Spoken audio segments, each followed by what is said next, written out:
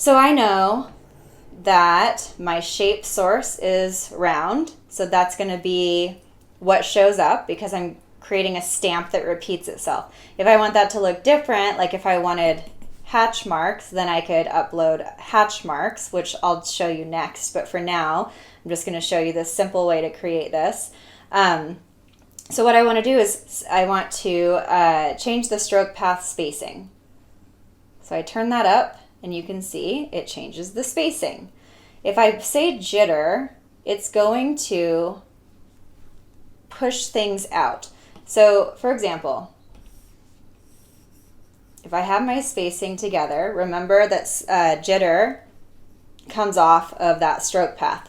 So if the spacing is far apart, the jitter is still pushing these individual stamps along that stroke path sideways. It's just that they're separated now.